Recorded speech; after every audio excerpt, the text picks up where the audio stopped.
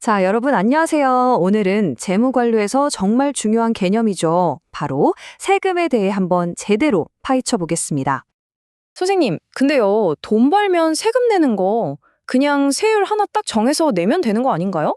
왜 재무관리책만 폈다 하면 이렇게 복잡하게 설명하는지 모르겠어요. 아, 정말 좋은 질문이에요. 그게 바로 핵심입니다. 왜 복잡하냐면요. 우리가 생각하는 세율이라는 게 사실 하나가 아니기 때문이에요. 현명한 재무 결정을 내리려면 이 세금이라는 게임에 등장하는 아주 중요한 두 명의 선수를 알아야 하거든요. 자, 그럼 오늘의 선수들을 소개해 볼까요? 바로 평균 세율 대 한계 세율입니다. 자, 보세요. 평균 세율은 말이죠. 여러분이 지금까지 낸 세금 전체에 대한 뭐랄까, 최종 성적표 같은 거예요. 반면에 한계세율은 앞으로 내가 돈을 더 벌면 어떻게 될까 하는 미래 예고편 같은 거죠. 하나는 과거를 요약해주고 다른 하나는 미래를 보여주려고 합니다. 아, 그럼 평균 세율이라는 건 마치 제가 한 학기 동안 본 시험 점수를 전부 합쳐서 평균 낸 그런 최종 성적표 같은 거네요. 그쵸? 이미 벌어들인 소득 전체에 대한 결과물. 빙고! 정확합니다. 그럼 한계세율은 뭘까요?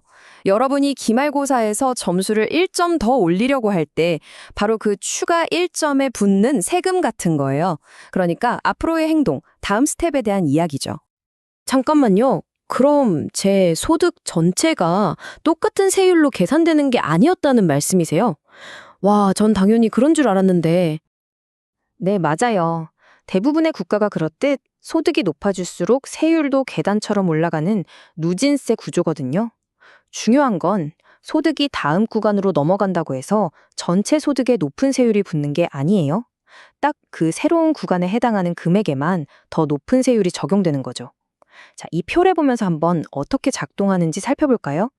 백문이 불여일견이죠. 말로만 들으면 헷갈리니까 교재에 나온 예시로 직접 한번 계산해 보면서 감을 잡아보자고요. 엘전원의 소득이 8만 달러? 표를 보니까 4만 달러는 넘고 8만 5천 달러는 안 되니까 22% 구간이네요. 아, 그럼 간단하게 8만 달러에 22%를 곱하면 되는 거 아닌가요? 아하, 바로 그게 정말 많은 분들이 헷갈려하는 부분이에요. 그렇게 계산하면 안 되고요. 마치 물통을 채우듯이 낮은 세율 구간부터 차곡차곡 채워나가야 합니다. 자, 보세요. 이렇게요. 아, 이제 알겠어요. 그러니까 10%짜리 통 먼저 가득 채우고 남은 돈으로 12%통 채우고 그래도 남으면 22% 통에 붙는 그런 식이군요. 네, 바로 그거예요. 그렇게 각 구간별 세금을 다 더하면 엘전원이 내야 할 총 세금은 13만 3,900달러가 나오는 거죠. 오케이, 그럼 이제 평균 세율을 구할 수 있겠네요. 방금 계산한 총 세금 13,390달러를 전체 소득인 8만 달러로 나누면 되는 거죠? 정확합니다. 계산해보면 13만 3,090 나누기 80만이니까 약 16.74%가 나오네요. 이게 바로 엘전원의 평균 세율입니다. 그럼 이제 한계 세율은요?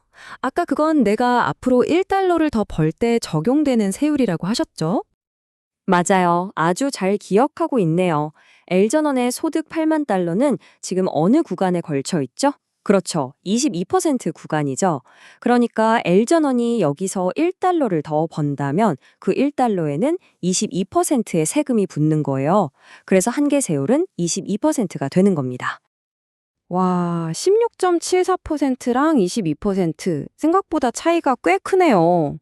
숫자가 이렇게 다른데 그럼 기업이 어떤 의사결정을 할 때는 둘 중에 어떤 세율을 기준으로 생각해야 하는 거예요?